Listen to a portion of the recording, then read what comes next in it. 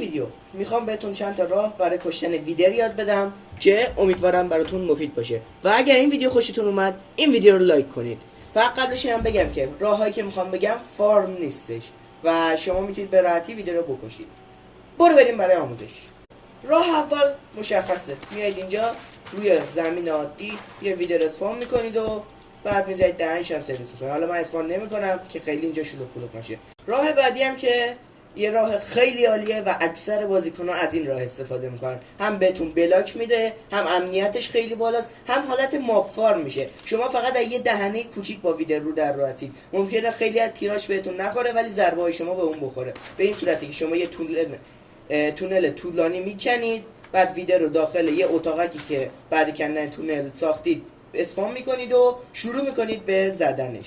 بعد این ویدر هم دنبالتون میاد، هی اینجا رو این تونل رو براتون میکنه و همزمان با اینکه دارید میکشیدش کلی هم بلاک به دست میارید.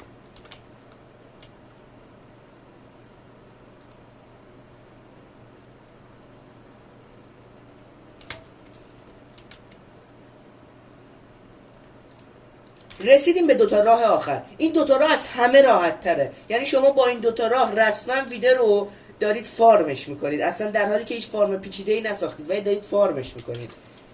راه یکی مونده به آخر اینه که شما بعد از اینکه ویدر اسپان کردید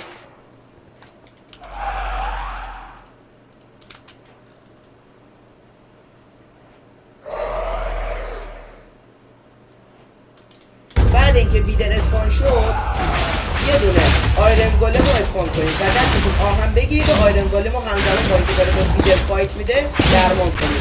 و اما راه آخر که راحت ترین و ساده ترین راهه، فقط قبل اینکه این راهو بهتون آموزش بدم یکی اینکه بگم این راه داخل انده، اینو بدونید.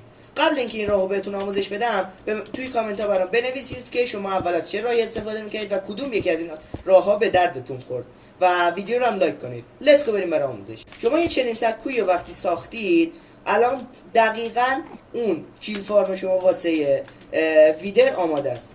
فقط قبل اینکه کار رو شروع کنید یه دونه انویل برمی‌دارید، حالا یه شمشیر با هر جنسی که خواستید و یه دونه شمشیر با انچنت اسمایت درست می‌کنید. بعد ویدر رو روی این سکو به این شیوه اسپام می‌کنید و همونطور که می‌بینید ویدر اینجا گیر افتاده و هیچ کاری نمیتونه کنه و شما می‌تونید بهش ضربه بزنید همینطوری. و توی این راه شما خیلی سریع حتی از اون راه آیرن گولم هم سریعتر میتونید این ویدیو رو بکشید. برای آموزش بیشتر سابسکرایب فراموشتون نشه.